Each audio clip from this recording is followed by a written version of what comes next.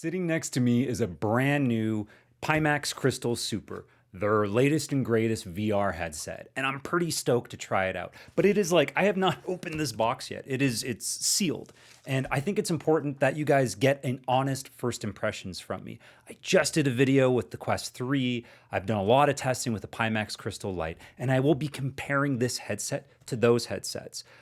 I honestly don't remember the features or the spec sheet for this headset, get refreshed as I go, but I think it's important for everyone to have in their own head your priorities for a VR experience. I think that's like super critical because every headset has strengths and weaknesses. And you might not appreciate, say, the wireless features of a Quest 3, or you might want the wired, smooth, latency-free experience of a Pimax Crystal.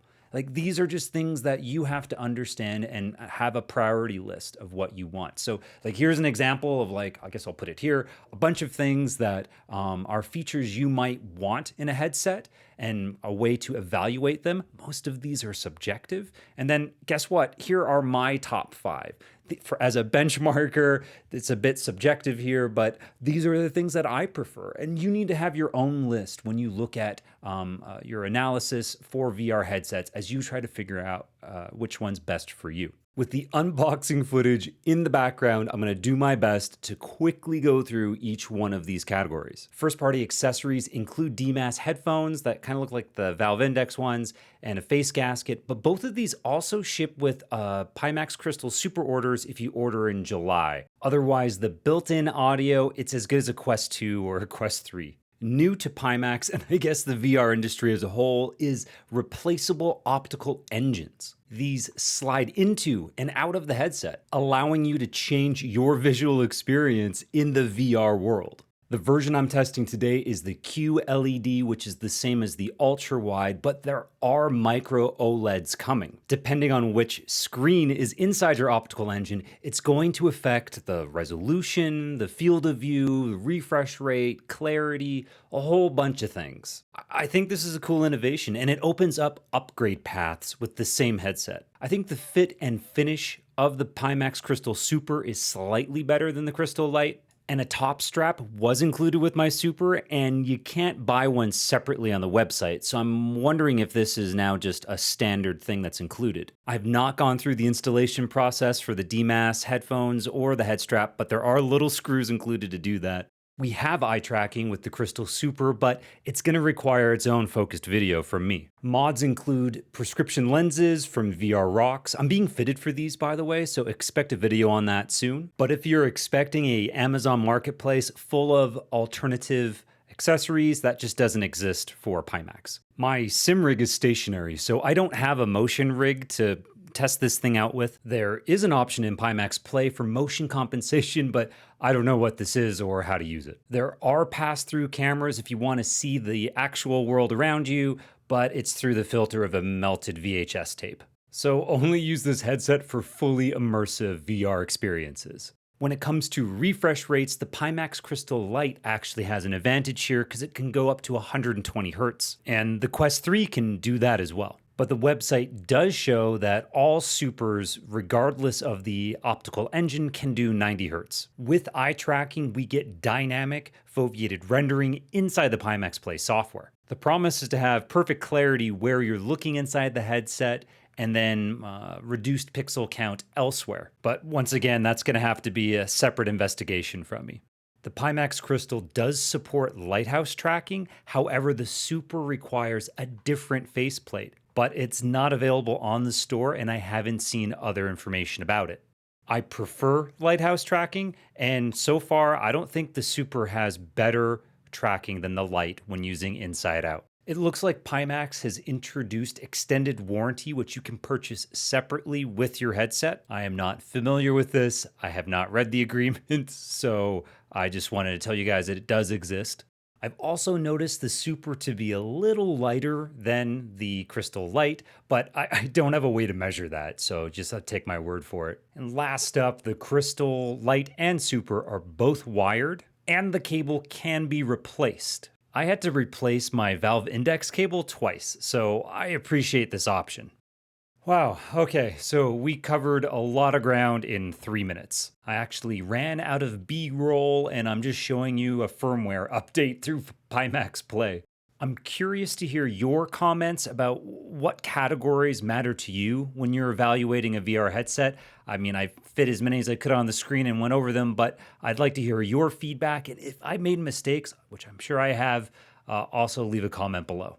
I've only been using Pimax Play for a few months now, and I've seen some big updates. The one that I'm so happy they fixed, it drove me crazy. When I switch out video cards, the software did not like that. But now the detection with a new graphics card, it goes really smoothly. But the first time I updated the firmware on the Super, it didn't take. I had to just do it again, or maybe it's a two-step process, then it's just not clearly labeled as such.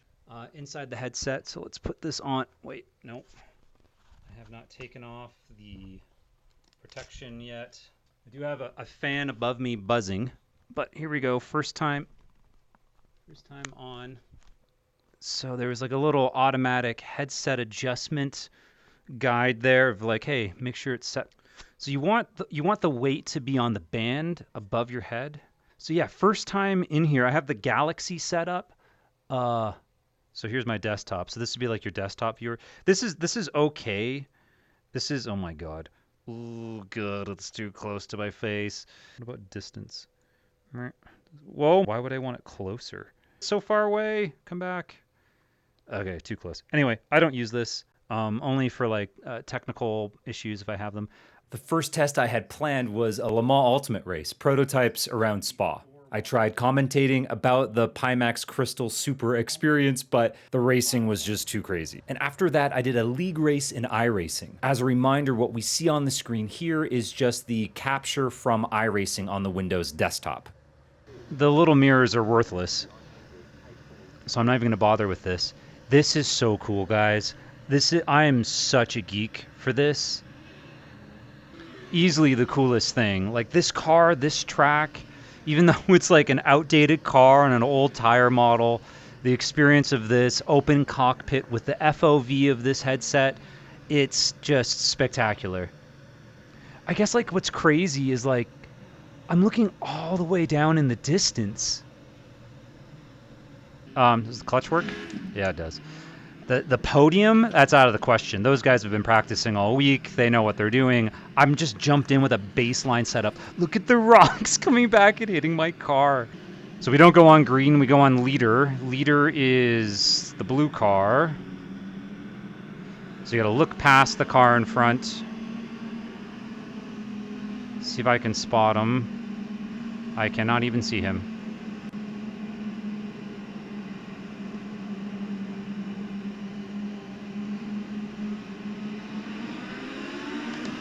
Oh, I looked through the wing and I saw him.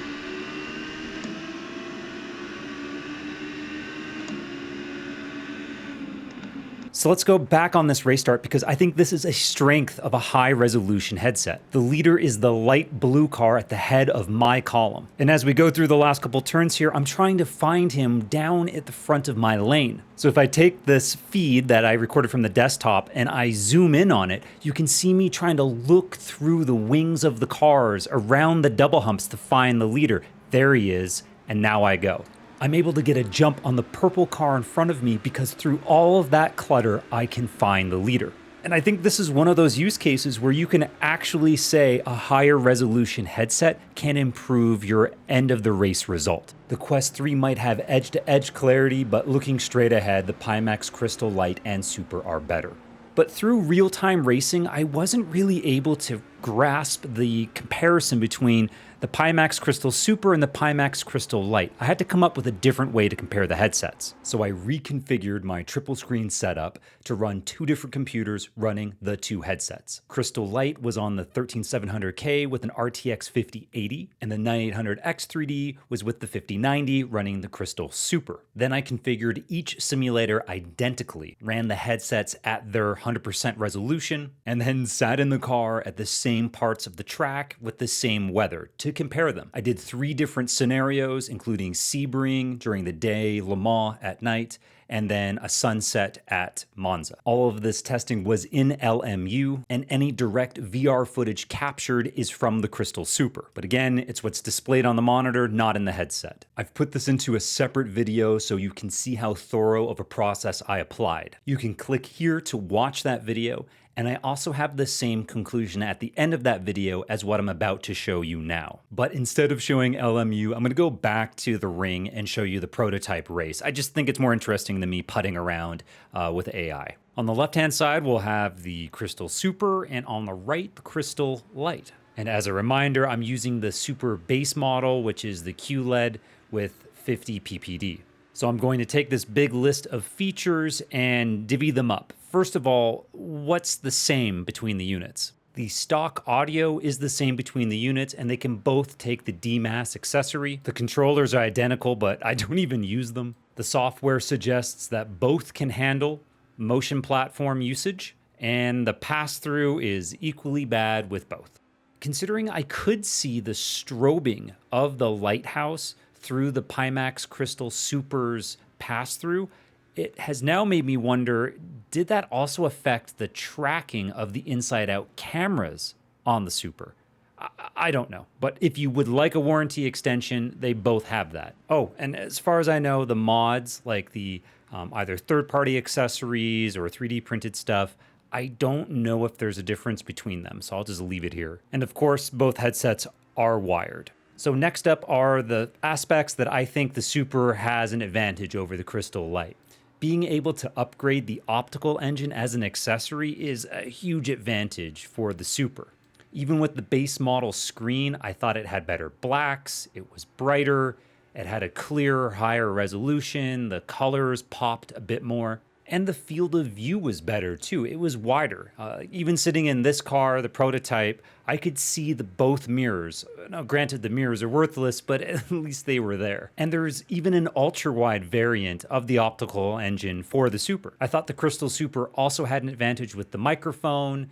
The ergonomics are slightly improved because it's lighter, and the head strap system is a bit more refined. And we do have more software options, especially because we have eye tracking. Now, I didn't cover that in this video, but I will look at dynamic foveated rendering separately. The results probably change sim to sim. The build materials are very similar between the two headsets, but I thought the Super was slightly better. Speaking of slight differences, let's talk about the Pimax Crystal Light. When I did the Michelin Man test, I found the edge-to-edge clarity to be slightly better. But neither headset has the edge-to-edge clarity that a Quest 3 has on offer, for example. Shaking my head left-right vigorously suggested that the Crystal Light had a clarity advantage with motion. And it makes sense that its QLED panel is a bit more snappy because it can also do 120 Hertz, whereas the Super does 90. There is a lab or beta mode that can be activated to try and squeeze a little bit more out of these features, but I haven't tested that. Another thing that's important to note is that I didn't notice a clarity advantage with motion or edge-to-edge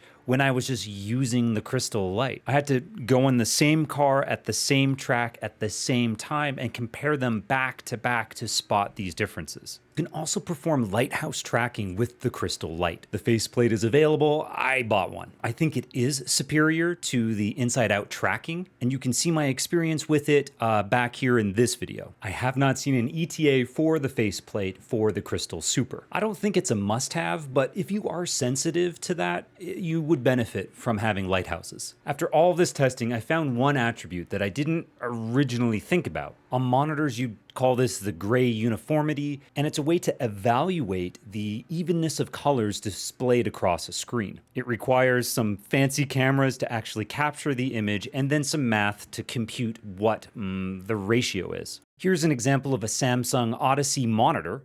No relation. Depending on the quality of screen you're using right now, you should be able to spot an unevenness of this white background or gray background. And this Samsung monitor has a retail price over $2,000 USD. So it's an engineering compromise to have a super wide super high refresh rate monitor. But with VR headsets, it's more commonly called the Japanese word mira. But I think an even better word for it is the dirty screen effect, DSE. Because to me, that's what it looks like. As someone who drives open cockpit cars, and I have a button bound for tear-off visor, it's like there's a bit of dirtiness on my brand new tear-off. However, during this overcast race around the ring, I just never noticed it because there is no uniform color happening here on the screen. It's when the sky is all one kind of gradient of color. That's when you notice it. Here's a replay of a league race that I did with iRacing, and we're approaching this insane back straight on Aragon. And there isn't a cloud in the sky. And it's a situation like this where the DSE can be an issue. And I feel like this is an engineering compromise. With a high resolution headset, we don't get that screen door effect anymore, which